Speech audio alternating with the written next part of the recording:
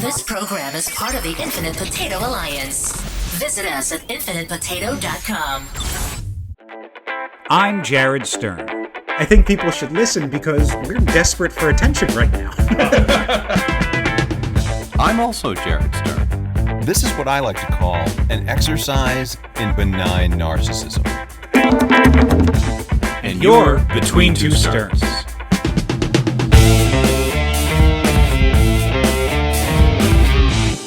And we're back. Hey, 2 weeks in a row. Who knew it was possible? We've done so many times 2 weeks in a row. So, over 129 of these, we have done multiple 2 weeks in a row. I know, we haven't done it recently. Of course. It's been a while since we've had consistency, and this isn't consistency yet. Satisfying Jared in the podcast is a lot like sales. You're only as good as your last one. Right. It doesn't matter if you had a great year back in 2022. It matters right now. Listen, the listeners who are listening demand content. And so I think we need to make sure we constantly give them content, lest they forget about us. Yes. Speaking of forgetting about us, I have nothing to say. I've absolutely... I did drive up to Philly to see my brother and his wife. Yeah. Saw their place. It's great. I saw my Nana. She just celebrated her 96th birthday. Wow. And is still pretty with it. Happy birthday, Nana. Arguably more with it than me at the age of 42. What is like a Nana story that she has regaled the family with Sure. in her 96 years on this planet? Sure. She has seen a great many things. Of course. Frank Sinatra tried to invite her back to his place many times. Actually, no, let me rephrase that. She had been to Frank Sinatra's place many times. Okay. This is all very true. My Nana knew Frank Sinatra. She was part of the... What is Sinatra backwards? What? How do you... What's Sinatra backwards? Anadas? What? Yeah, she was part of a groupie group called the Artanis. That's what it was. His One of them. groupies were called the Artanis? One of them. Like, they were like Swifties. Like, they coined their own names. Anyway, she lived and grew up around Los Angeles. Okay. Knew Frank. She was 14 at the time. She was telling us the story. Wow. I didn't know any of this. Hang Apparently, on. She was 14 at the time. How old was Frank Sinatra at the time? 32. It was not 30, late 20s, early 30s. Anyway, so she had heard his records, but had never really seen him sing. And my Nana, beautiful, beautiful woman her entire sure. life. Also a beautiful singer, very talented singer. So was she? Well, I guess at 14, no, she wouldn't have been in the scene yet. She was a performer. She acted. There was a situation where she was dating somebody who was married to somebody who was in the mob, and then he threatened to kill her or something, and then she had to flee to this coast, and that's where she met my pop-up. And oh my goodness! Oh, my Nana's story. I would pay the extra $10 for Netflix just to watch the Netflix documentary of my Nana's story. Why don't we have an episode of Between Two Sterns where we talk to your Nana? This maybe, sounds like This sounds like it could be engrossing. Maybe. Anyway, I didn't know the Frank Sinatra story. It came up while I was up there. And so my brother and his wife were up there, and they were like, oh yeah, why don't you tell us about Frank?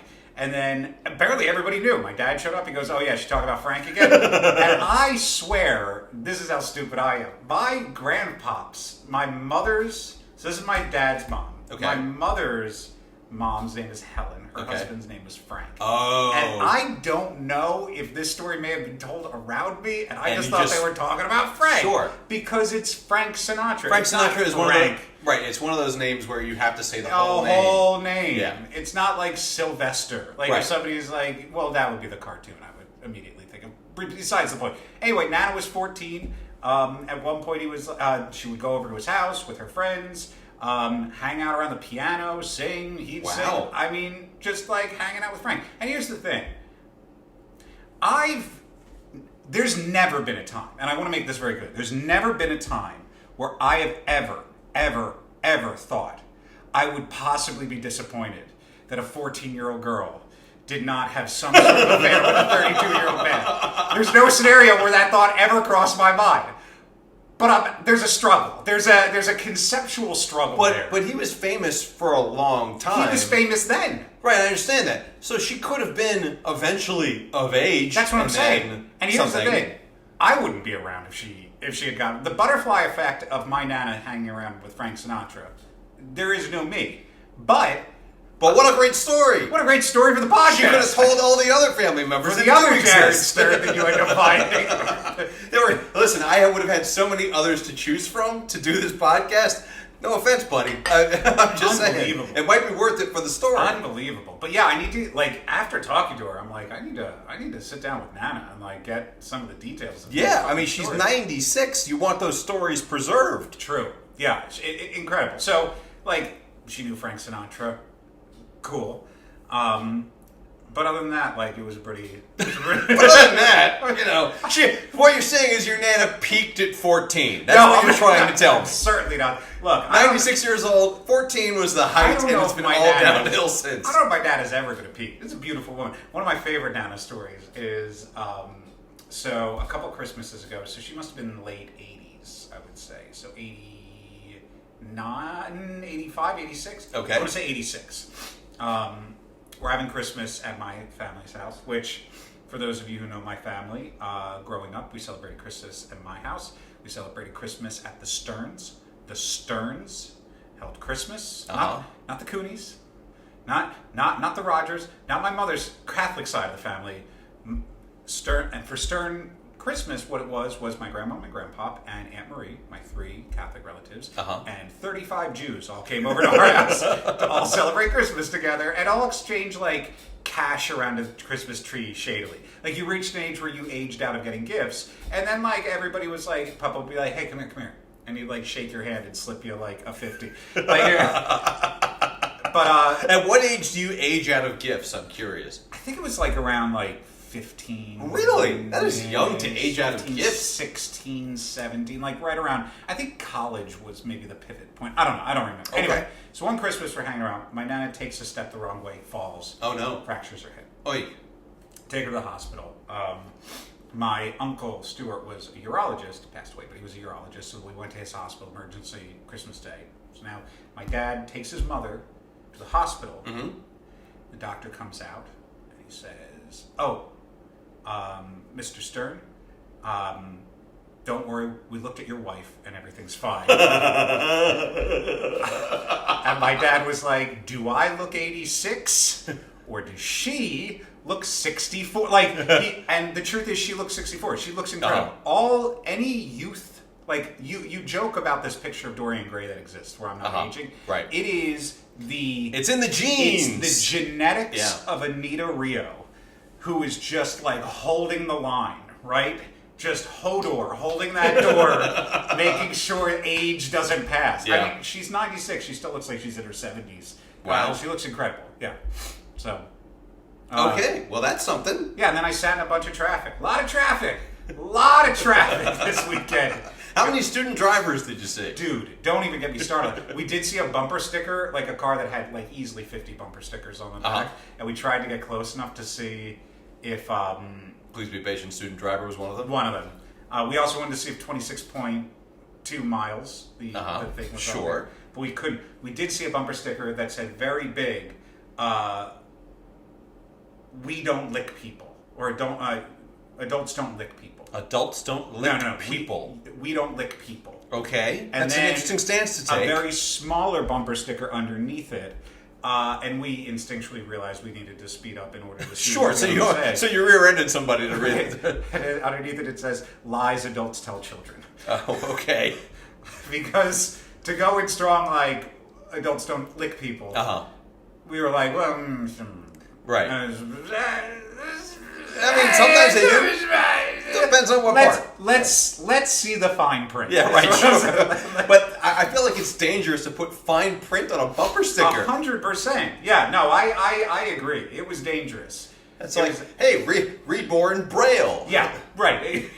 Just brown bumper stickers. I like that idea a lot. For the Sure. motorcycle drivers who can fuck all the way off. These motorcyclists are out of control, weaving in and out. Oh, yeah? I don't think there's ever a time a motorcyclist passed me in traffic where I don't just like for a brief second fantasize being like whoopsie and like shifting slightly to the left. I've had that thought. And taking them out. I've had that thought so many times. Every single time. But yeah, I am baffled by how many, and not just bikes, but like also people in cars who are driving like they're doing, they're in the Tron light cycle ride, like they're just weaving, and like hoping for the best. Like my dream is to one day see one of these people get their fucking comeuppance. Either getting pulled over or just or getting rammed into the Jersey wall. Obviously, not affecting anybody else. But yeah, just once. We did do the fun game, which we've all done in our own way, which is the traffic spectrum. How much traffic I'm sitting in. Oh, and what the payoff needs to be for it to be worth it. How much human life has suffered. All the human life behind the traffic is suffering. It's just a very, there's this very collection of human life suffering here, and we just want to make sure like there's a balance over here. And then when you get up and it's like, oh, we're just merging. We're just merging with another road that already existed. The worst reason for traffic is people in your section of highway or whatever slack-jawed gawking at something else on the other side that to go in the opposite direction. Yep. There's no God. Yeah.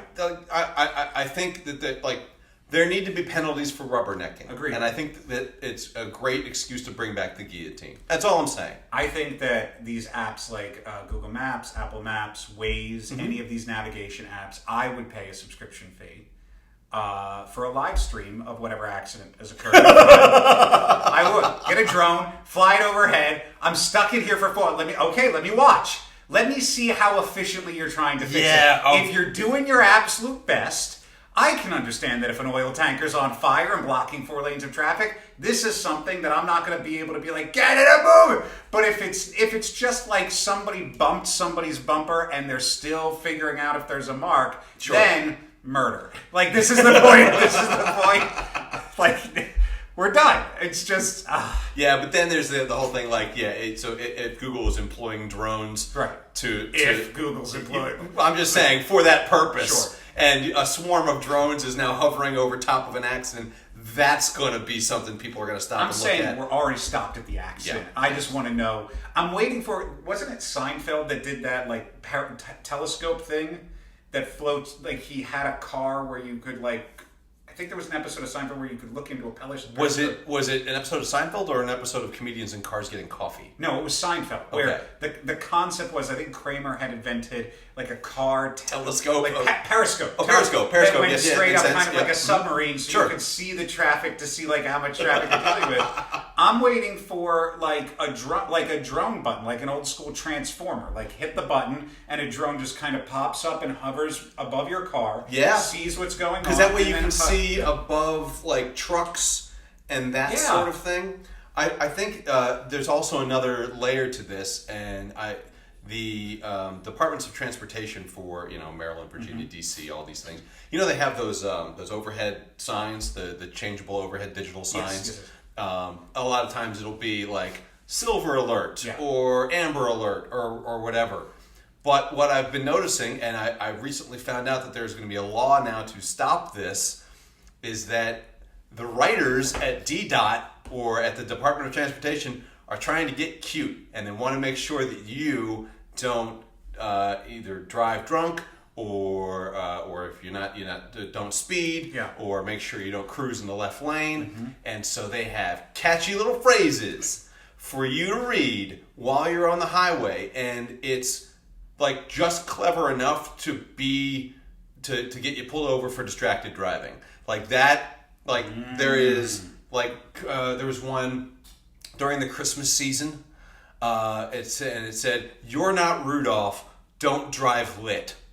Oh yeah, no, I get that. Yeah. I've seen stuff like that. Or like it was May the 4th or something like that, and they had some fucking do or do not Yeah. speed or whatever. And it's like you're looking at the sign trying to interpret the message, and meanwhile you've just rear-ended the person in front of you because you're not paying attention to traffic. And that's the problem with the written word. It's too subjective. It's too subjective. You can't tweet on these boards. And I think they're outdated also. Yeah. Because it's this old DOS-style format. It's What are they going to do? I think we need to combine the drone with the signs and start doing a kiss cam, in a sporting event.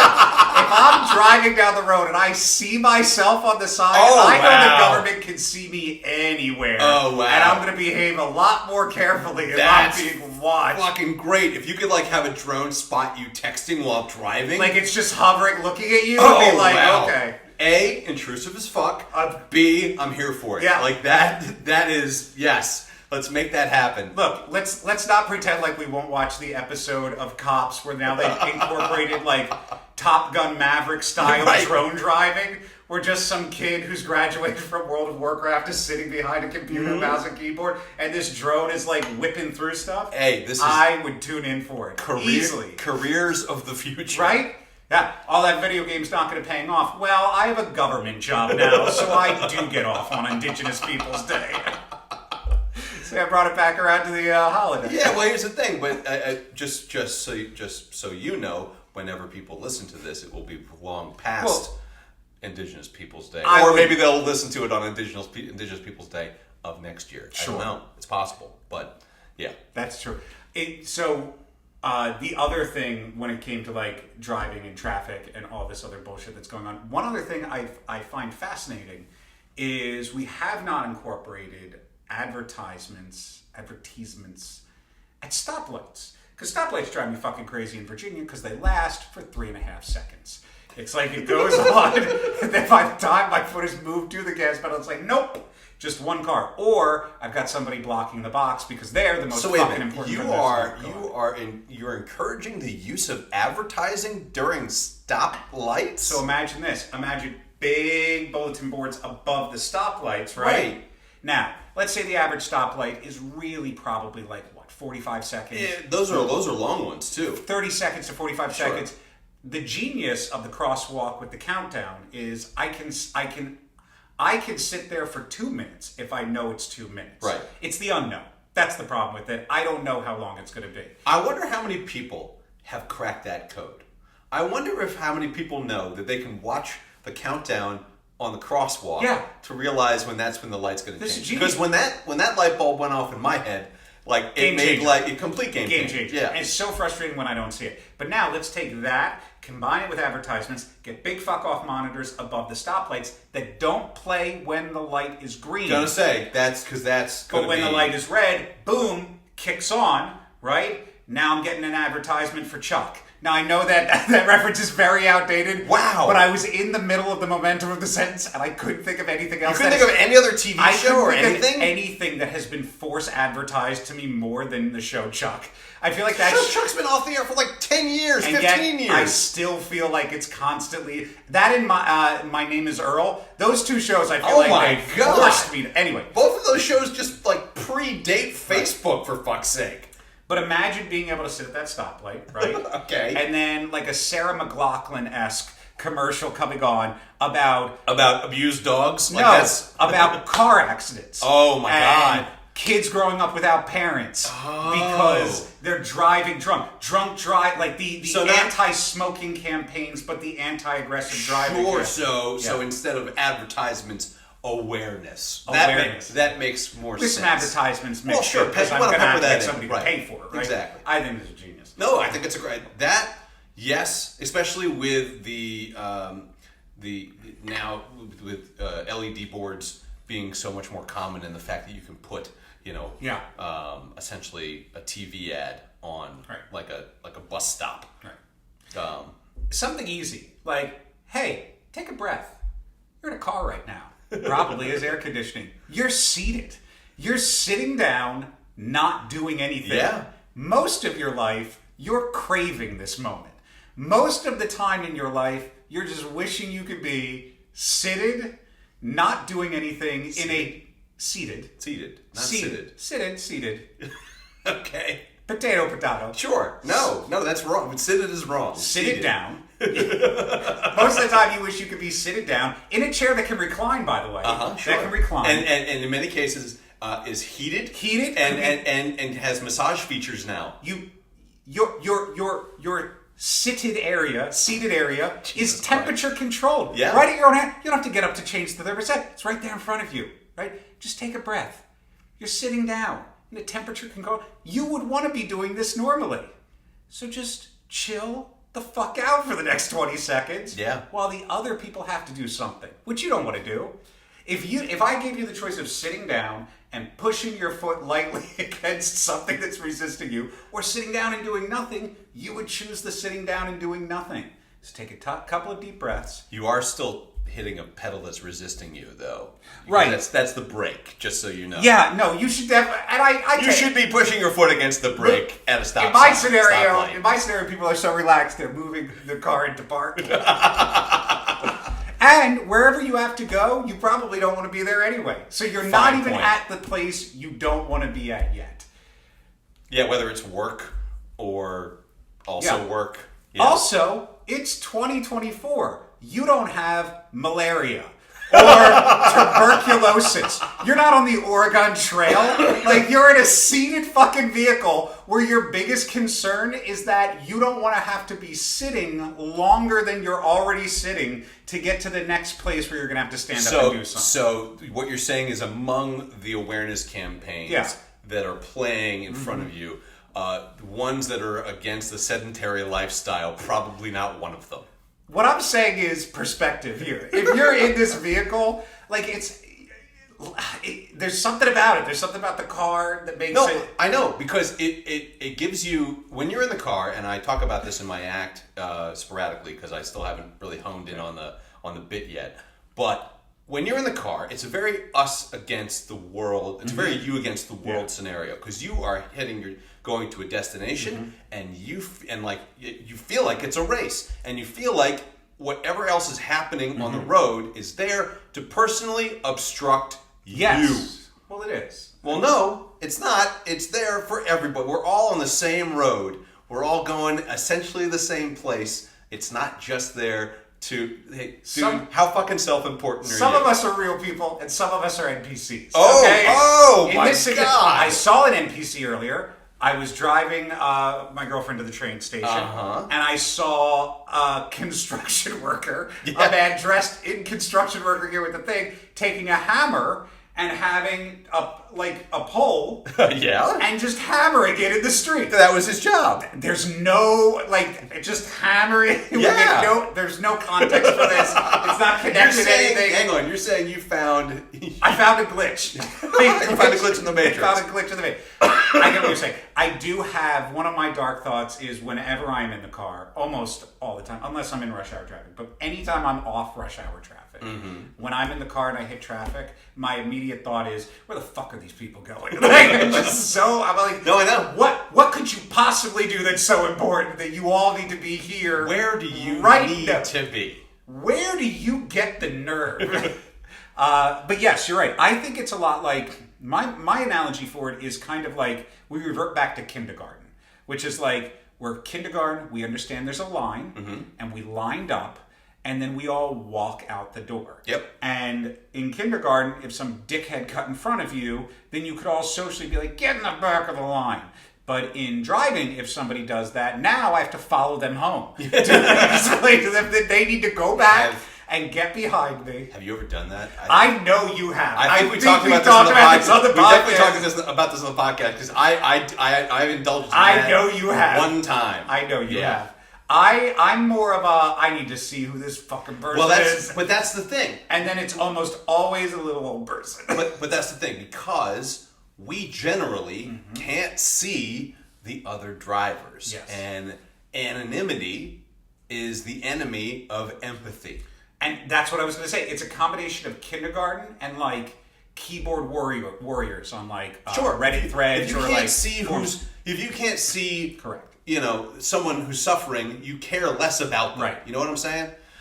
So obviously, and everyone's going through some shit. Everyone's got something going on, and you can't take every perceived slight on the road personally, because the other person can't see you either. They just assume that you're another. They assume you're an NPC too. I want to be clear. I can take every slate on the road personally.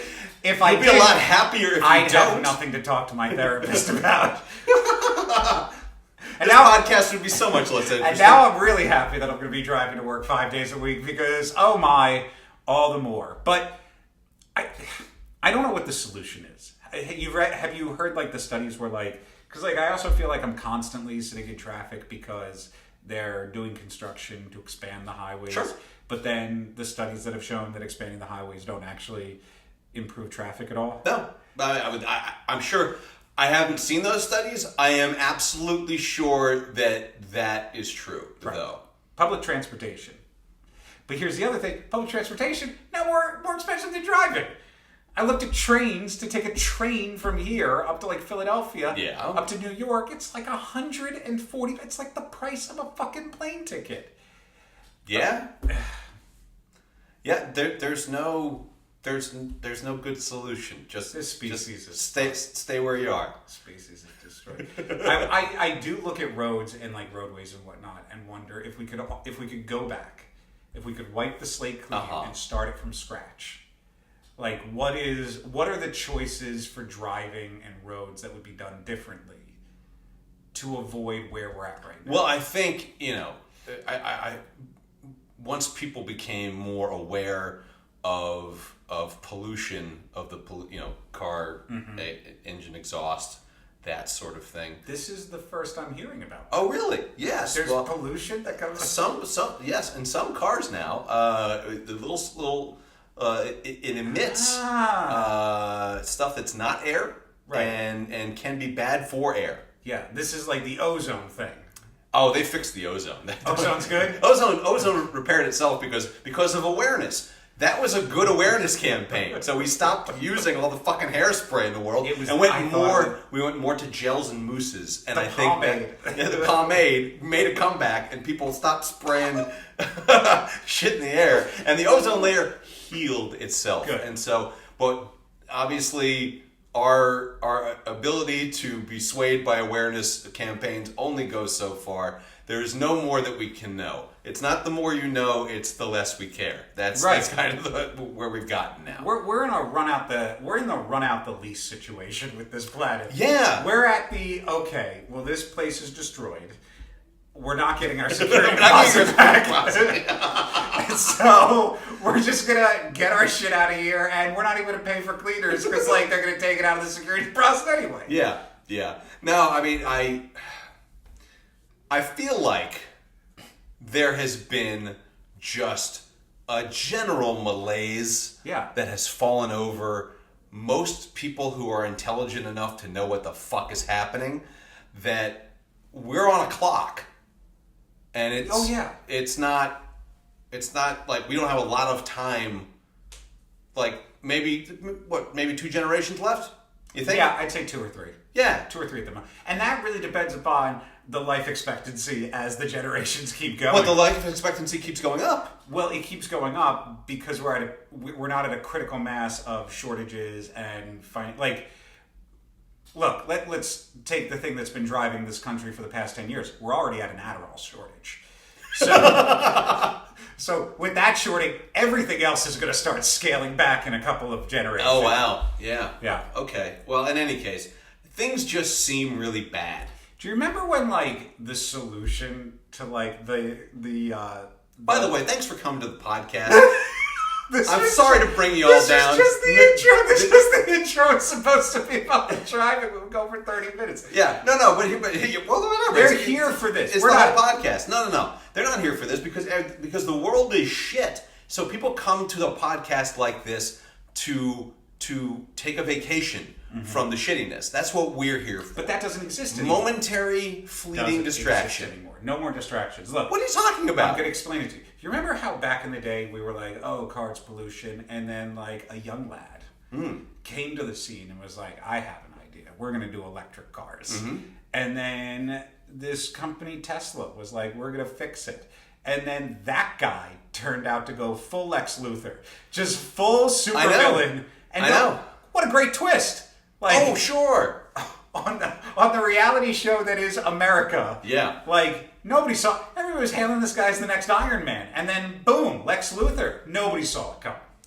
I mean, did you see his SNL episode? A lot. I have a funny feeling a lot of people could have told that it was going in a bad direction after that. Yeah. Yeah. So I mean, like every story every time I've heard of somebody being terminally ill, Okay. and reaching that acceptance point, what they've said is that they're living a stronger, more fulfilling life because they know that their life has a limited expectancy. Sure. And they get to appreciate every single day. Yeah. And maybe, just maybe, that's the way we process this. Like, Yeah, sure. We sit there and go, the planet, existence has a limited experience, so make the most of every day. And I think that's what you should be doing anyway, because Correct. Everyone is on a clock once you're born, and once you realize that everything. There is a song that I've been listening to a lot, and it's by a guy named Will Wood, and it's called Memento Mori, and it talks about one day you're going to die, and if you accept that fact and just live with that knowledge, you can have a much more, things will matter less if you just realize that everything and everyone goes with the passage of time. And as you do that, if you're looking to lean into something that matters less in your limited life, go back and listen to episodes of Between Two Sterns. Wow. That's how you find meaning, right And there. That's the out. Is it? I don't know what else.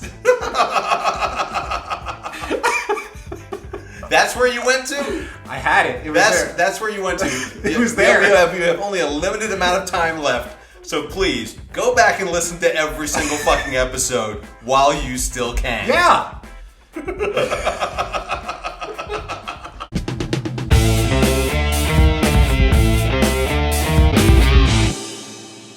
Hey, everybody. Thanks for sticking your ears between two sterns. Please leave us a 5-star review, even if it's a sarcastic one. Be sure to follow us on Facebook, Twitter, and Instagram. Have an idea for the show, or are you also Jared Stern? Shoot us an email. You can find links to everything at jaredstern.com.